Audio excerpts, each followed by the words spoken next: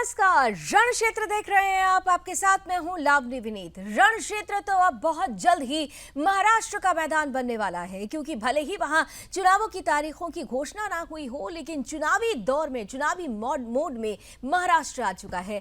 तमाम पार्टियों की तरफ से कवायद शुरू हो चुकी है कि इस बार परचम लहराना है। वो बात चाहे महाविकास आघाड़ी की हो या महायुति की हो, दोनों ने ही कमर कस लिया है। एक तरफ नरेंद्र मोदी भी हल्ला बोल रहे हैं, हुंकार भरना शुरू कर चुके हैं, तो राहुल गांधी भी पीछे नहीं है। यानी सत्ता में के युद्ध में केंद्रीय नेतृत्व की इस उपस्थिति ने इस पूरे के पूरे माहौल को और दिलचस्प बना दिया है। और माहौल दिलचस्प इसलिए भी हो रहा है क्योंकि सीट शेयरिंग को लेकर इस बार बेहद खास और दिलचस्प तस्वीरें नजर आने वाली हैं। दोनों ही पार्टियों की, दोनों ही गठबंधन की अगर बात की जाए तो तीन पार्टियां हैं। दो पार्टियां तो ऐसी हैं जो दो गुटों में बंट चुकी हैं। खास तौर से शिवसेना की अगर बात की जाए तो एक तरफ उद्धव हैं जो अपनी पारंपरिक सीटों की बात कर रहे हैं, अपनी परंपरा की बात कर रहे हैं, तो दूसरी तरफ शिंदे हैं जो असली पार्टी होने का दम भर रहे हैं। और इन सब के बीच में महायुति हो या महाविकास आघाड़ी,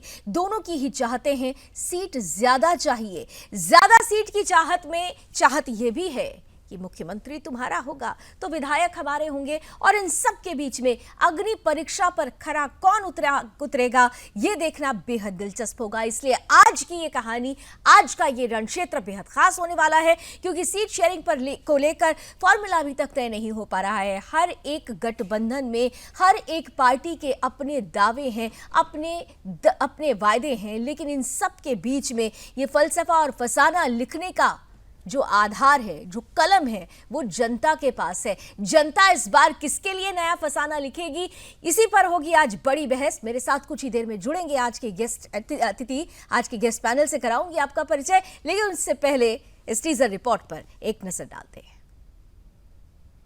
इसी साल के अंत तक विधानसभा चुनाव होने हैं और इसे लेकर राजनीतिक दलों ने अपनी अपनी तैयारी तेज कर दी है। इस बार महायुति और महाविकास आघाड़ी एमवीए गठबंधन की तीन पार्टियों के बीच मुकाबला देखने को मिलेगा। इसी बीच महाराष्ट्र विधानसभा चुनाव के लिए विपक्षी गठबंधन महाविकास आघाड़ी एमवीए की चुनावी तैयारी जोर पकड़ने लगी है और महाविकास आघाड़ी में शामिल घटक दलों के बीच सीटों के बंटवारे पर चर्चा तेज हो चुकी है। सूत्रों का दावा है कि बैठक में कांग्रेस 120 तो वहीं शिवसेना उद्धव गुट कम से कम 115 सीटों की मांग पर अड़ी हुई है। लेकिन वहीं शरद गुट की एनसीपी की बात करें तो उसने भी कम से कम 84 सीटों पर चुनाव लड़ने की मांग की है। यदि ऐसा होता है तो ये कहना गलत नहीं होगा कि महाविकास आघाड़ी के सीट बंटवारे में शरद को फायदा और उद्धव को नुकसान होना तय है। क्योंकि 2019 की तस्वीर पर नजर डालें तो उस वक्त की स्थिति में उद्धव की शिवसेना के पास 56 सीटें थी। बाद में शिवसेना के दो गुट में बंटने के बाद 16 रह गई, लेकिन ये सीटें अभी भी शरद गुट एनसीपी से ज्यादा हैं, क्योंकि 2019 में एनसीपी के पास 54 सीटें थीं जो विभाजन के बाद 12 रह गईं और बाकी की 40 सीट अजित पवार गुट एनसीपी में चली गईं। लेकिन इसी बीच मुख्यमंत्री के चेहरे को लेकर तकरार अभी भी जारी है। बात ये भी सामने आ रही है कि सीट बंटवारे पर चर्चा के दौरान सीएम पद को लेकर टकराव भी देखने को मिल रहा है। शिवसेना उद्धव गुट सीएम पद पर अपना दावा ठोक रहा है, जबकि कांग्रेस और शरद पवार सीएम पद पर फैसला विधायकों की संख्या के आधार पर करने की बात कर रहे हैं। इन सब के बीच शुक्रवार को विधानसभा में कांग्रेस से बयान आया कि लोकसभा चुनाव के प्रदर्शन के आधार पर सीएम कांग्रेस का ही बनना चाहिए। इस पर पलटवार करते हुए संजय राउत ने कहा कि आपकी बड़ी जीत में शिवसेना का बड़ा योगदान था। हमने आपको अपनी जीती हुई 4 सीटें दी हैं, इस वजह से आपकी 13 सीटें हुई हैं। यदि आपको जानकारी नहीं होगी तो अपनी जीत का अध्ययन कर लें। अब ऐसे में यह देखना होगा कि महाविकास आघाड़ी की सीटों पर सहमति बन पाती है या नहीं, और यदि सहमति बनती भी है तो इससे किसको फायदा होगा और किसको नुकसान का सामना करना पड़ेगा। और सबसे बड़ा सवाल कि सीटों पर सहमति के बाद मुख्यमंत्री के चेहरे का क्या होगा। Bureau report, Sudarshan. गणपति के इस अपमान को देखकर आक्रोशित है। मैं हैरान हूं, इस पर कांग्रेस के सहयोगियों के मुंह पर भी ताला लग गया है। उन पर भी कांग्रेस की संगत का ऐसा रंग चढ़ा है कि गणपति के अपमान का भी विरोध करने की उनमें हिम्मत नहीं बची है। देखिए, यहां एक डरपोक सरकार बैठी है। सीनेट का इलेक्शन 2 बार आगे ढकल दिया। अभी 2 दिन के बाद इलेक्शन है, पूरी तैयारी है, पूरी तैयारी हो गई। हमारे कार्यकर्ता जो शिवसेना के, युवा सेना के हैं, ये सीनेट का निवडणूक जीतने जा रहे हैं। ये मुख्यमंत्री चुनाव कब होगा ये मुख्यमंत्री नहीं तय करेंगे, ये चुनाव आयोग तय करेगा। और चुनाव आयोग तब तय करेगा जब उनको मोदी और अमित शाह से सिग्नल मिलेगा। भाई और बहनों, हमें एकजुट होकर कांग्रेस के इन पापों का जवाब देना है। हमें परंपरा और प्रगति के साथ खड़ा होना है। हमें सम्मान और विकास के एजेंडे के साथ खड़ा होना है। हम साथ मिलकर महाराष्ट्र की अस्मिता को बचाएंगे। हम सब साथ मिलकर महाराष्ट्र का गौरव और बढ़ाएंगे। हम महाराष्ट्र के सपनों को पूरा करेंगे। तो महाराष्ट्र के सपनों को पूरा करने की बात तो हर कोई कह रहा है, लेकिन अपने सपने भी पूरे करने हैं। खासतौर से अगर 2024 के लोकसभा चुनावों का रिजल्ट देखा जाए तो खासतौर से 48 में से सबसे ज्यादा सीटें इंडी गठबंधन की तरफ पहुंची थी। 30 सीटें उनके खातों में आई थी और ऐसे में इंडी गठबंधन का जोश इस वक्त बहुत हाई है। और इसी इंडी गठबंधन में, इसी महाविकास आघाड़ी में कांग्रेस का प्रदर्शन सबसे ज्यादा बेहतर था और इसीलिए कांग्रेस चाहती है कि सीट शेयरिंग में भी उनका दम दिखाई दे और सीएम चेहरे के चुनाव में भी उनका ही दमखम दिखाई दे। लेकिन दिखेगा क्या, होगा क्या, ये अभी समय के गर्भ में है। उसके पहले की तस्वीरें बहुत दिलचस्प हैं और आज उन्हीं तस्वीरों पर खुलकर होगी चर्चा। स्वागत करते हैं आज के पैनलिस्ट का। हमारे साथ आज इस पैनल में भारतीय जनता पार्टी का पक्ष रखने के लिए रत्नाकर सिंह जी हैं। स्क्रीन पर प्लीज लेकर आइए। हमारे साथ शिवसेना शिंदे गुट की तरफ से राजपुन साहब जुड़ रहे हैं। इस पैनल में शिवसेना यूबीटी यानी उद्धव गुट की तरफ से जयदीप पिंडको जी हैं। साथ ही साथ कांग्रेस का पक्ष रखने के लिए डॉक्टर पवन डोंगरे जी हैं और सुरेंद्र स्वामी जी एज ए पॉलिटिकल एक्सपर्ट हमें ज्वाइन कर रहे हैं। आप सभी का बहुत बहुत स्वागत है। मैं सबसे पहले जयदीप पिंडको जी के साथ शुरुआत करती हूं, क्योंकि जो परिस्थिति बनी है महाविकास आघाड़ी की गाड़ी में, ये रफ्तार तभी संभव हो पाएगी जब घटक दल पूरी तरीके से सहमत होंगे सीट शेयरिंग के फॉर्मूले पर। जयदीप जी, आपके पास आते हुए, आपके सहयोगी तैयार हो गए हैं, जो भी फॉर्मूला बन रहा है क्या वो तय हो चुका है? फॉर्मूला बन चुका है। जब वो आचार संहिता और इसका जब चुनाव आयोग अपना फैसला बताएंगे कि अब से है, उस बिटवीन ये सब चीजें हमारी जो पक्ष है, हमारा महाविकास आघाड़ी जो एक साथ लड़ रहा है, वो अपने सीट्स डिक्लेयर कर देगा। और जो भी चर्चा ये जो चल रही है, ये फालतू लोगों ने चलाई हुई चर्चा है। हमारा सब एकदम सही चल रहा है। इन लोगों ने अपना देखना चाहिए। नहीं, सब कुछ सही चल रहा है तो मंथन बड़ा लंबा चौड़ा चला, लगातार बैठकों का दौर हो रहा है और जिस तरीके से बॉडी लैंग्वेज को देखकर भी बहुत कुछ समझा जा सकता है। जयदीप जी आपकी बात सही है, बट 288 सीट्स है ना, और 288 सीट 48 सीट का चयन करना ये बहुत मामूली मामला था कि 48 सीट ही लड़ना है लोकसभा में। बट यहाँ पे 288 है, 288 है। तो 288 को अब कौन कितना लड़ेगा, क्या लड़ेगा, ये सब चीजें तो तय हो चुकी है। बात कुछ सीटों पे अड़ी हुई है, तो वो भी बातें हो जाएगी। वो तो रहना ही है ना, स्वाभाविक है कि हर एक का मन कितनी सीटें दे रहे हैं आप लोग कांग्रेस को? कितनी सीटें दे रहे हैं आप एनसीपी को? कितनी सीटें खुद रख रहे हैं? नहीं, मुझे तो लगता है कि जो भी होगा वो आज के डेट पे तो ऐसा लग रहा है कि इक्वल में ही होगा। आई मीन वही 19-20 का फर्क रहेगा, उससे ज्यादा नहीं रहेगा तीनों में।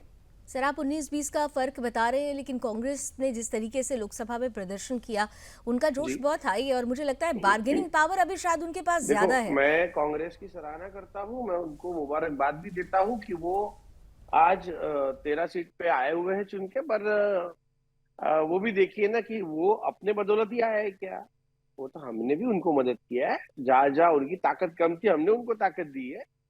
ये भी उन्होंने भूलना नहीं चाहिए। 1 से कोई 13 पे जाता है, 1 सीट थी उनकी। बाबू धानोरकर जो चंद्रपुर के लोकसभा सांसद थे, उनकी 1 सीट थी। उनका भी देहांत हो गया था 6 महीने पहले लोकसभा के। फिर भी उसके बाद भी हमने हर जगह उनको हमारा एक पार्ट, एक पारिवारिक हिस्सा, जैसे भाई लोगों को अपन मदद करते हैं तकलीफ में आने के बाद, वैसे मदद की, तब जाके वो ठीक है 13 तक पहुंचे। ठीक है, यानी आप अपने आप को बूस्टर कह रहे हैं कांग्रेस के लिए। बहरहाल मैं इस चर्चा को आगे बढ़ाऊं, कुछ ग्राफिक्स हमारी टीवी स्क्रीन पर इस वक्त चल रहे हैं, जरा जल्दी से अपनी जनता को बता देते हैं क्या स्थिति थी 2024 की। हम बात कर रहे हैं 48 सीटें लोकसभा चुनाव की हैं, जिसमें से कांग्रेस को 30 सीटें मिली थी और खासतौर से बीजेपी दूसरे नंबर की पार्टी थी, 9 सीटें थी। ये महायुति की स्थिति थी। और इसके पहले आपने देखा कांग्रेस 30, शिवसेना उद्धव गुट को 9 सीटें और एनसीपी शरद पवार गुट को 8 सीटें मिली थी। कांग्रेस का पलड़ा लगातार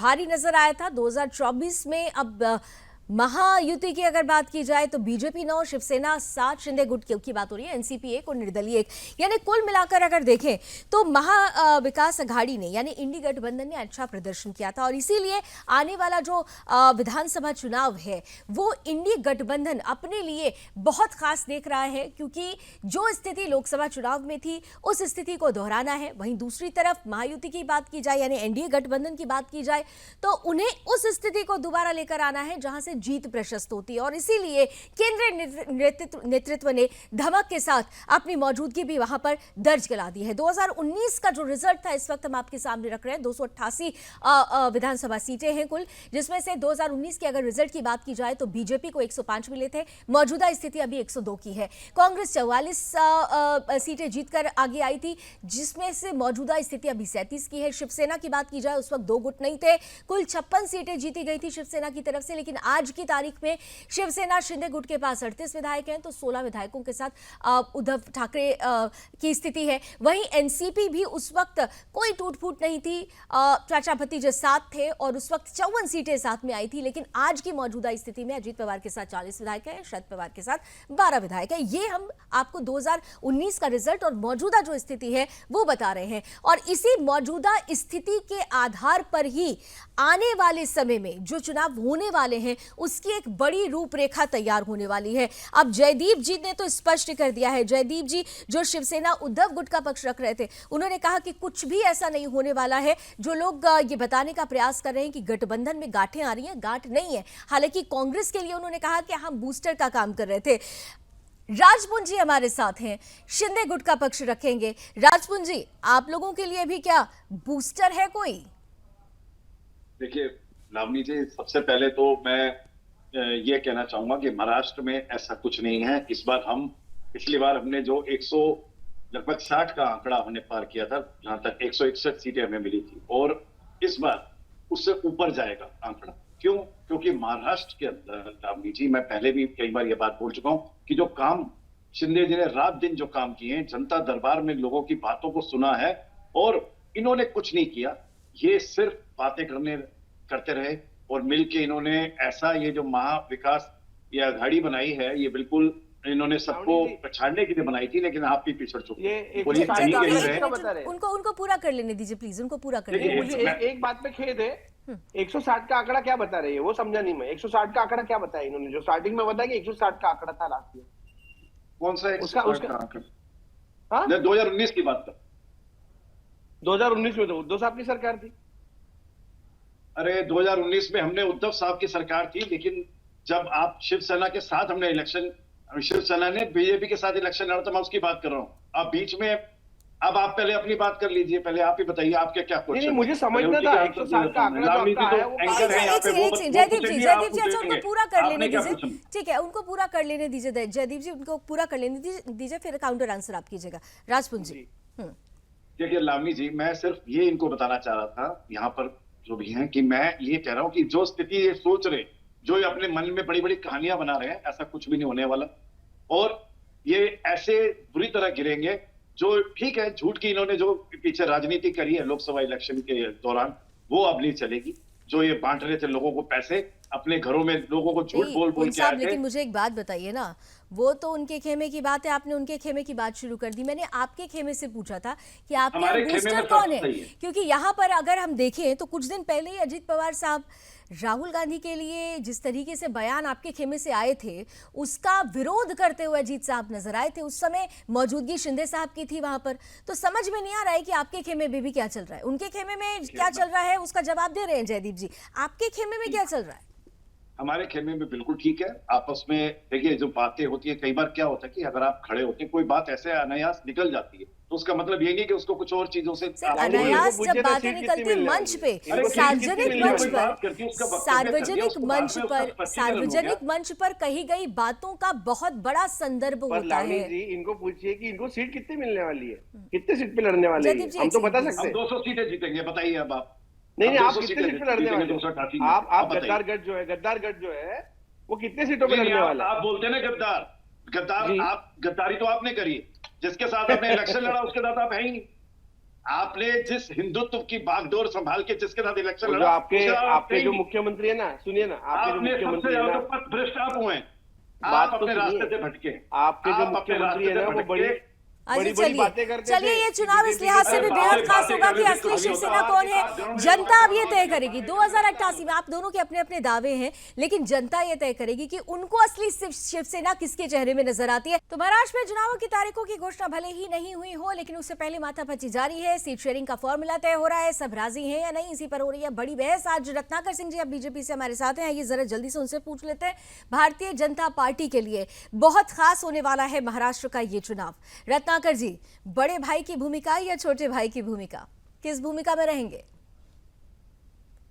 लावनी जी, देखिए, चाहे हम बड़े भाई की भूमिका में रहें चाहे छोटे भाई की भूमिका में रहें, हमारी भूमिका जनता के लिए महत्वपूर्ण है, और वो है कि एक जनहित लोकप्रिय सरकार देना और महाराष्ट्र के विकास के लिए काम करना। ये भारतीय जनता पार्टी का एजेंडा है, और हम बड़े भाई होते हुए भी छोटे भाई के जैसा बर्ताव आप कह सकते हैं हमने किया है। हमने बड़ा दिल दिखाया और हमने एकनाथ शिंदे जी को मुख्यमंत्री बनाया, क्योंकि हम समझ रहे थे कि हमको सबको साथ में लेकर चलना है, और एकनाथ शिंदे जी के नेतृत्व में जो सरकार बनेगी वह निश्चित रूप से कहीं न कहीं महाराष्ट्र की जनता के विकास के काम करेगी।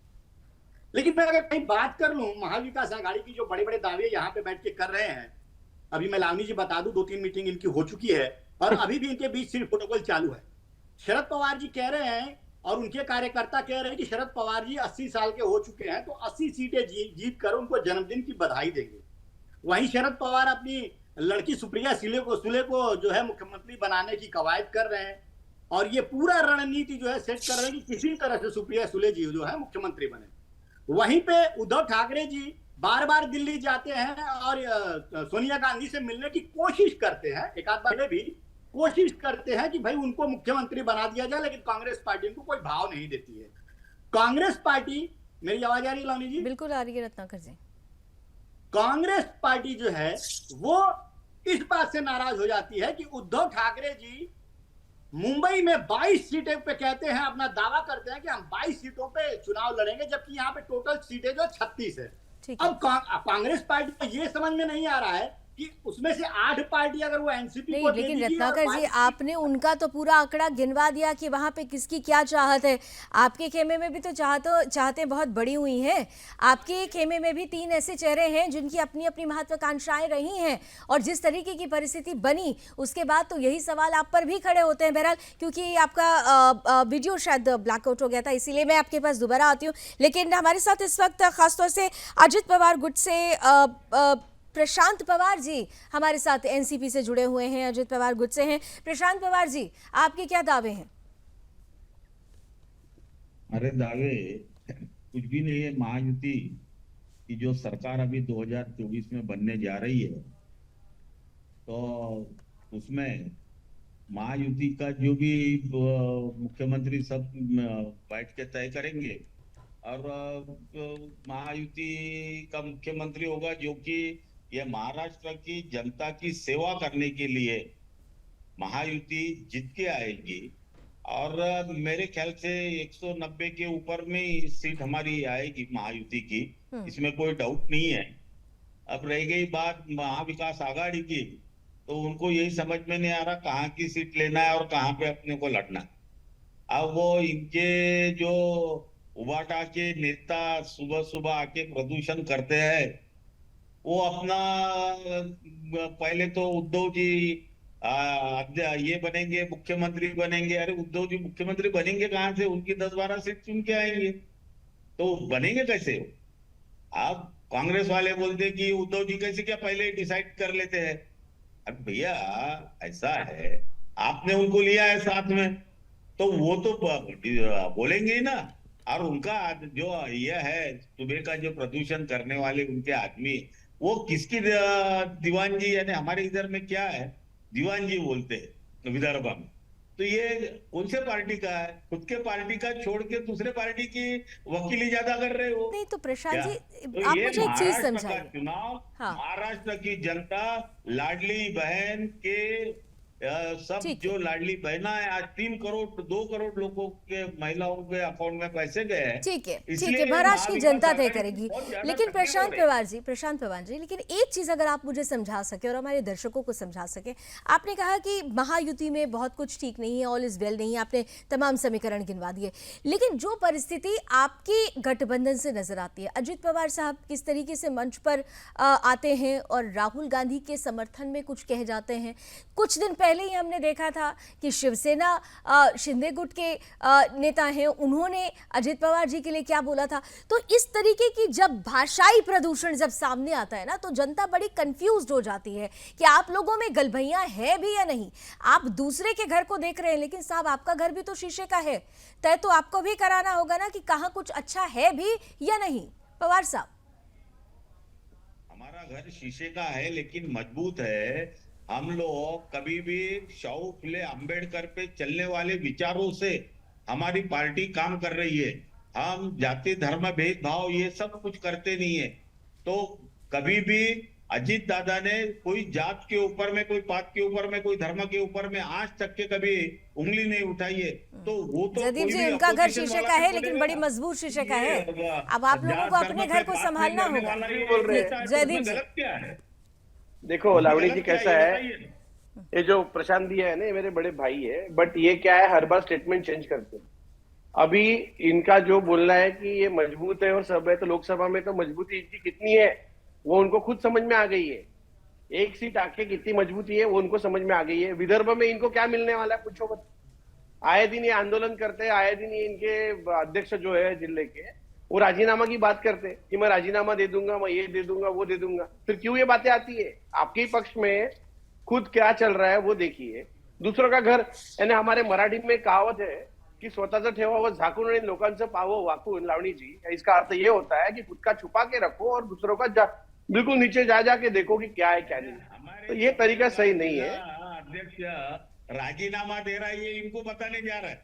ऐसा मेरे पास पेपर कटिंग है, मेरे पास पेपर कटिंग है, पेपर में आया है। गलती से सीधा आ गई है वो। लावणी जी आपके ही चैनल पे, लावणी जी आपके ही चैनल, लोकसभा में आई और कितनी सीटें आई उनकी, इससे तो स्ट्राइक रेट तो इनका ज्यादा है, एक नाथ जी शिंदे का। नहीं, अरे यही तो होगा, लेकिन फ्रंट फुट पर, लेकिन सबसे महत्वपूर्ण तो ये होगा ना। नहीं, पवार साहब और जयदीप जी, बात तो ये होगी ना कि फ्रंट फुट पर आकर बैटिंग कौन करेगा, वो चाहे आपके गुट की बात कर ले या फिर दूसरे गुट की बात कर ले। एक कमेंट जरा सुरेंद्र स्वामी जी का प्लीज ले लेने दीजिए। ठीक है रत्नाकर जी, प्लीज मैं आपके पास ही आऊंगी, आप पुंज साहब भी इंतजार करें। के साथ बात नहीं कर सकता मैं उसके साथ। हाँ जयदीप जी और पवार साहब, जरा एक सेकंड प्लीज सुरेंद्र स्वामी जी के पास जाने दीजिए। सुरेंद्र जी, देखिए बड़ा दिलचस्प होता जा रहा है ये जो महाराष्ट्र का चुनाव है। तारीखों की घोषणा नहीं हुई है, लेकिन तस्वीरें बड़ी मजेदार आ रही हैं। और देखिए यहाँ पर फ्रंट फुट पर बैटिंग की बात चल रही है, लेकिन उस पिच पर फ्रंट फुट पर आकर खेलेगा कौन?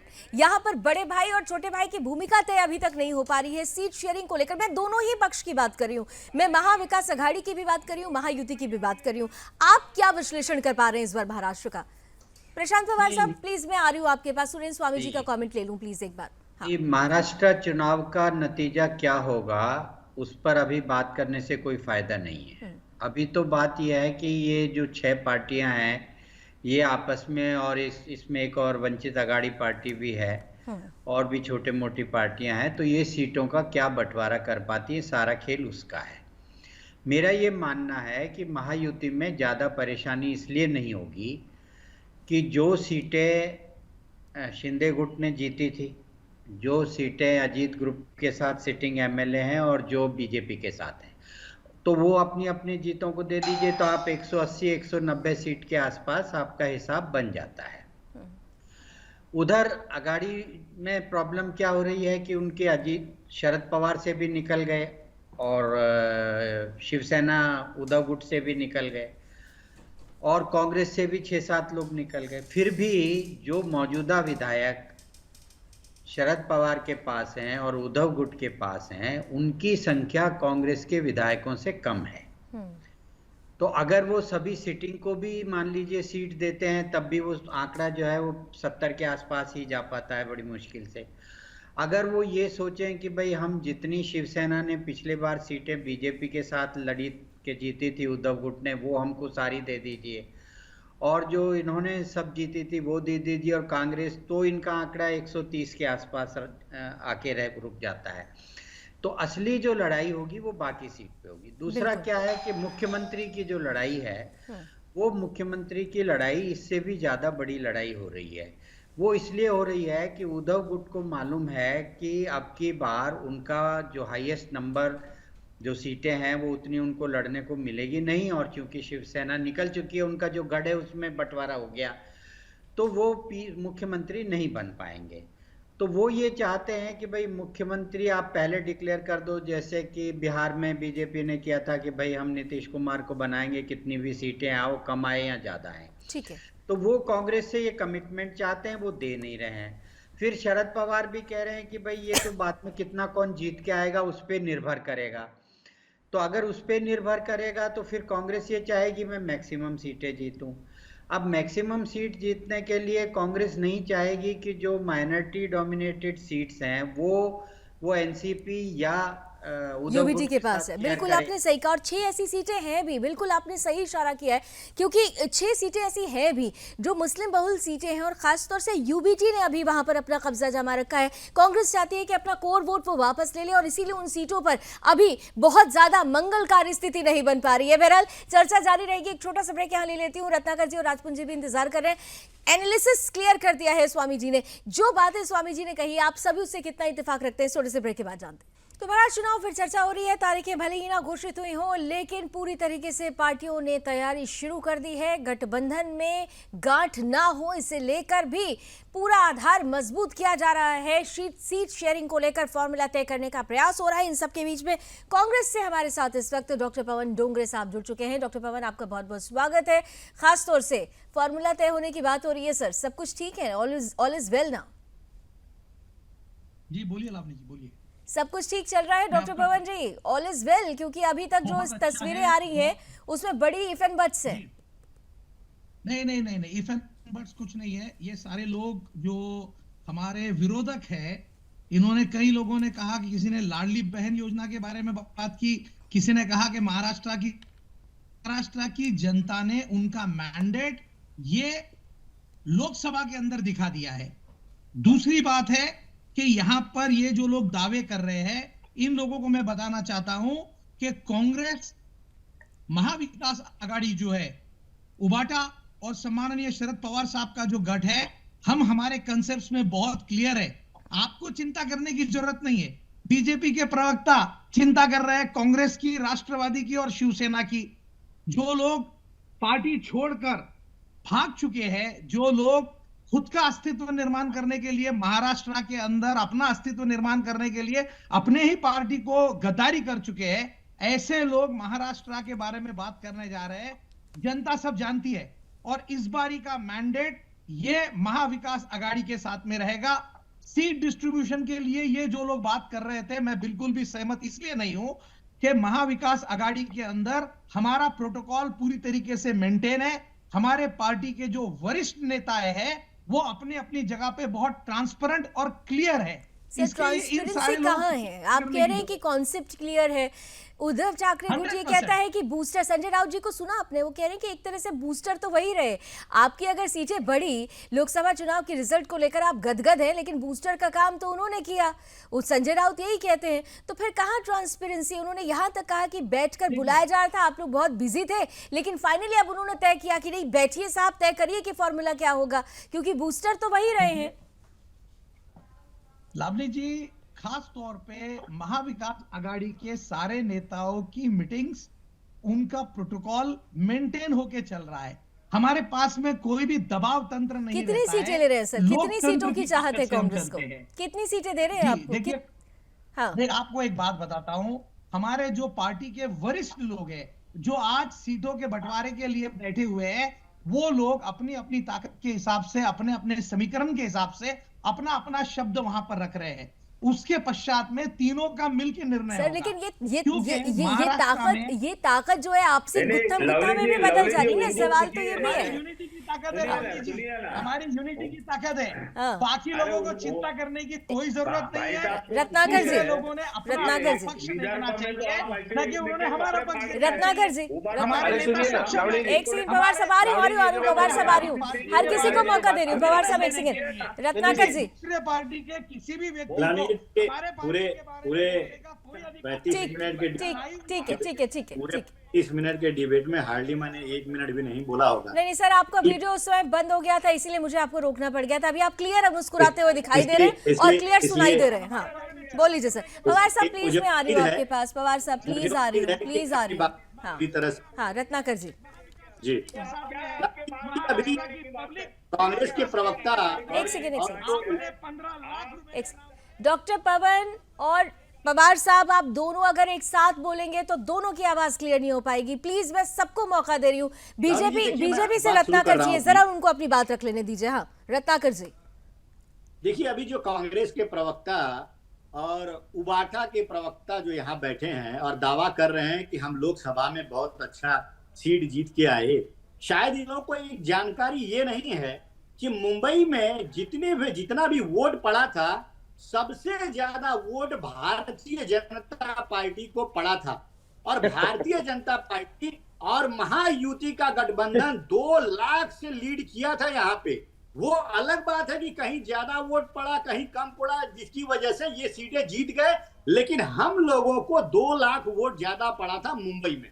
अब मैं बात कर लूं दूसरी बात महत्वपूर्ण ये है कि देखिए, हमारे यहाँ पे कोई झगड़ा नहीं है सीटों का बंटवारा लेकर। आपसी सहमति से हम सीटों का बंटवारा करेंगे और तय करेंगे। आप कितने दे रहे हैं? आप अजित पवार गुट को इनके बीच में आज आपस में द्वंद्व इतना बढ़ गया है, सिर फुटौल इतना बढ़ गया है। चिंता है इन लोगों को, हमारे इनको ये हमारी चिंता कितनी है आप लोगों को? दुख हो रहा है। नहीं, हमारी चिंता कितनी है? कहीं हट गई तो शायद इनकी पार्टी से हमारी कितनी चिंता है? ठीक है, लेकिन रत्नाकर जी, लेकिन क्लैरिटी तो आपके यहाँ भी नहीं बन रही है ना। अब जब तक अमित शाह जी एंट्री नहीं करेंगे, जब तक बैठ के एक कॉम्बिनेशन नहीं बनाएंगे, तब तक क्लैरिटी आपकी तरफ से भी नहीं है। जयदीप जी काउंटर आंसर दे रहे हैं। जयदीप जी, हाँ, आपको बता रहा हूँ, हाँ जल्दी से सर। जो बड़ी बड़ी बातें कर रहे हैं ना बीजेपी के प्रवक्ता, उनको एक बात पूछिए कि आपके पक्ष से, जो आपके पार्टी से अजित पवार गुट और शिंदे गुट को कितनी सीटें दे रहे हैं? पवन डोगरे साहब, आपकी आवाज अभी नहीं आ रही है, प्लीज लगातार मत बोलिए, आपकी आवाज नहीं आ रही है। जयदीप जी बोल रहे हैं। जयदीप जी, हाँ जल्दी से प्लीज। मैं ये बोल रहा हूँ, 2 बातें करूंगा। एक तो मैं अजित पवार गुट के जितने भी आज आमदार है, माजी आमदार जितने भी हैं, वो सबके सब शरद पवार जी को जाके मिल रहे हैं, पुणे में हर जगह, मुंबई में हर जगह। उसका क्या, 1 मिनट पहले बात कंप्लीट करने दीजिए, मैं आपके बीच में नहीं बोलूं। यूबीटी ग्रुप के प्रवक्ता इस चीज पे बता दे कि उद्धव ठाकरे एग्री हो गए हैं कि वो मुख्यमंत्री पद की रेस से बाहर है। जयदीप जी जल्दी से। अरे ये कोई भी एग्री नहीं होगा। आपके देवेंद्र फडणवीस को सीएम से उतर के डिमोशन में जाके उप मुख्यमंत्री बना पड़ा, डिप्टी सीएम बनना पड़ा। नहीं, लेकिन जयदीप जी, नहीं, उनका सवाल तो एक सेकंड रत्नाकर जी, एक सेकंड। लेकिन जयदीप जी, उनका सवाल तो मौजू के मुताबिक ही है। जो परिस्थिति है उसमें क्या वाकई ये मान लिया जाए, क्या उद्धव ठाकरे जी सीएम फेस होंगे? ये माने? क्यों नहीं होंगे? क्यों नहीं हो सकते?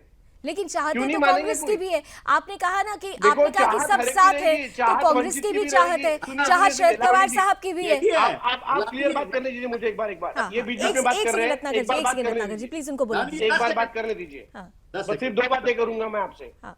10 आप सेकंड बीच बीच में बोलोगे, बीच बीच में बात करोगे तो मैं नहीं, बात ठीक नहीं है कर ठीक है पाऊंगा। ठीक है ठीक है, समय की सीमा है, जल्दी से राजपूत साहब के पास भी जाना है मुझे जी। मैं जल्दी ये 20 बोल रहा सेकंड्स हूँ ओनली। कि वंचित के भी अगर कुछ कम आमदार आते, 2 भी 3 भी, तो वो भी चाहेंगे सीएम होना। सीएम होना या उनका एक मनोकामना होना या सीएम बनना है मुझे, ये कोई गलत है? सीएम तो बन चुके हैं, इनके तो डेप्यूटी सीएम बने, सीएम से डिमोशन हुआ उनका। और पवार गुट के, अजीत पवार गुट के जो लोग हैं वो आज शरद पवार जी को जाके मिल रहे हैं। नहीं साहब, ये तो आप नहीं कह सकते ना कि वर्षा में जाने की चाहत उद्धव जी की नहीं है, क्योंकि गाहे बगाहे वो चाहत सामने आई है। राजपूत साहब, राजपूत साहब नहीं रहेगी। 10 सेकंड ठीक है। एक देखिए लावणी जी, अच्छा ठीक है, 10 सेकंड सिर्फ रत्नाकर जी, सिर्फ 10 सेकंड प्लीज, मुझे राजपूत जी के पास देखिए लावणी जी, सबसे बड़ी चीज ये है कि विपरीत विचारधारा होने के बावजूद भी ये पार्टियां एकजुट एक साथ चुनाव लड़ रही हैं। उसके पीछे इनका मकसद यही है। ठीक है, असली हिंदुत्व, ठीक है, असली हिंदुत्व की इस बार भी लड़ाई होगी।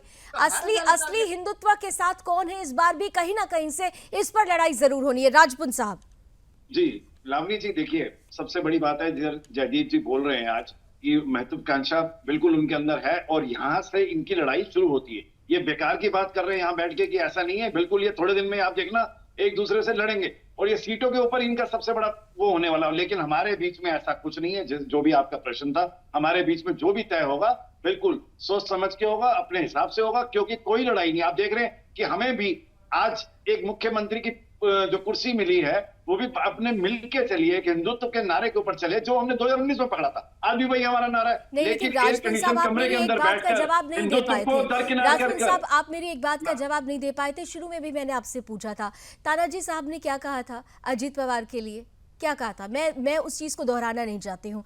अगर वो मंच से ऐसी बातें करेंगे तो फिर देश के सामने, महाराष्ट्र की जनता के सामने मैसेज क्या जाएगा? ये सवाल तो फिर विपक्षी आपसे पूछेंगे ना कि ऑल इज नॉट गुड। ये तो एनसीपी के प्रवक्ता बता सकते हैं कि ऐसा क्यों उन्होंने बोला। देखिए मैं उनके बारे में, अजीत पवार जी के बारे में तो नहीं कह सकता। हाँ ठीक है, बोला तो आपके नेता थे ना, तानाजी ने क्या कहा था अजीत पवार जी के लिए?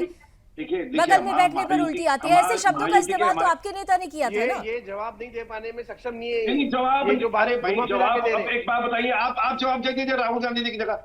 आप जवाब दीजिए, आप बीजेपी की तरफ से जवाब दे दीजिए। मैं कांग्रेस पार्टी की तरफ से जवाब देंगे क्या? अरे मैं कांग्रेस क्या बात कर रहे हैं? अरे तो मेरे पक्ष मैं के बारे में बता बात रहा हूँ, हो रखूंगा। सकता है उनकी। अरे कैसी बातें कर रहे हैं आप? अपनी पार्टी का तो जवाब दे दीजिए पहले। एयर कंडीशन कमरे के अंदर बैठ के राजा साहब क्या डिसीजन लेंगे? हिंदुत्व के साथ चलेंगे, हिंदुत्व को छोड़ेंगे? इसके बारे में बताइए। अरे हिंदुत्व के साथ है कि नहीं है, इतनी बात बोलिए, छोड़िए। आपको भगवा पहनने में शर्म आती है, हनुमान चालीसा बोलने में शर्म आती है। आप वो लोग हैं, हनुमान चालीसा आपको महाराष्ट्र की जनता ने दिया है, आप कहीं भी नहीं है लिस्ट में। आपको आती है, आप आप भूल जाइए। आपको हनुमान चालीसा, नहीं तो मैं ये असली हिंदुत्व का चेहरा कौन होगा तो जनता तय करेगी। डॉक्टर पवन को जरा 20 सेकंड देती हूँ, 20 सेकंड स्वामी जी को, और उसके बाद समाप्त करते हैं। 20 second all faded down only doctor Pavan Dongre. Doctor Pavan Dongre जल्दी से 20 सेकंड्स ओनली देखिए, प्लीज। महाराष्ट्र की जनता जान चुकी है 15 लाख के नाम के ऊपर ये सरकार ने धोखा दिया है। पवन जी मुझे एक बात बता दीजिए बहुत जल्दी से, पवन जी मुझे बहुत जल्दी से एक बात बता दीजिए। 6 ऐसी सीटें हैं जिस पर उद्धव गुट अपना दावा ठोक रहा है, वही 6 सीटें आपको चाहिए। अगर सब कुछ ठीक है तो क्या वो आप सीटें उद्धव गुट को दे देंगे? जिन सीटों पर मुस्लिम बहुल सीटें हैं वो आप दे देंगे उन्हें? जो हमारे पार्टी के आला नेता डिसीजन लेंगे वो फाइनल डिसीजन होगा। जब ये सब सर ये तो बड़ी सुपरफिशियल बात हो गई, ये तो बड़ी सुपरफिशियल बात हो गई। आपकी सीमाएं मैं समझ सकती हूँ, लेकिन क्लैरिटी अभी नहीं है। Swami ji last 20 second please, all faded down only. और Surendra Swami ji 20 seconds, last 20 seconds. जी वो तो दोनों ही पार्टियों के, दोनों ही गठबंधनों के जो बड़े नेता तय करेंगे वही फाइनल होगा। फिर तो डिबेट की जरूरत ही नहीं है। बिल्कुल, डिबेट तो खाली इस बात पर हो रही है कि संभावनाएं क्या है और उसमें एक पार्टी लाइन से बाहर नहीं जाते हुए आप अपना क्या रुख रखते हैं। जैसा मैंने कहा कि अभी कौन जीतेगा कौन नहीं जीतेगा इस बारे में आप कुछ नहीं कह सकते। जब तक ये 6 दल जो इस समय बने हुए हैं ये अपनी सीटों का बंटवारा फाइनली सामंजस्य नहीं बैठा लेते। थैंक यू सो मच समय की, बस मुझे इतनी ही अनुमति दे रहा है, लेकिन क्योंकि महाराष्ट्र का चुनाव आप सभी से मुलाकात होती रहेगी, ये वायदा है कि रण क्षेत्र में दोबारा फिर मिलेंगे। चुनाव महाराष्ट्र का है और महाराष्ट्र की जब बात आती है तो हमारे देश की आर्थिक राजधानी भी वहीं से है, और ऐसी स्थिति में महाराष्ट्र वो सूबा जहां से आने वाले चुनावों की दशा और दिशा आज से ही तय हो रही है। सीट बंटवारे को लेकर, फॉर्मूले को लेकर, सीट शेयरिंग को लेकर काफी दिलचस्प तस्वीरें आ रही है। महाविकास अघाड़ी या महायुति, दोनों के अपने अपने दावे हैं, लेकिन इन दावों के बीच में अभी सामंजस्य बैठाना ये बड़ी चुनौती है। इस चुनौती पर कैसी तस्वीर बनती है, इस पर चर्चा होती रहेगी। रण क्षेत्र पर में आज बस इतना ही। देश और दुनिया की तमाम खबरों के लिए आप जुड़े रहिए सुदर्शन न्यूज के साथ। जय हिंद।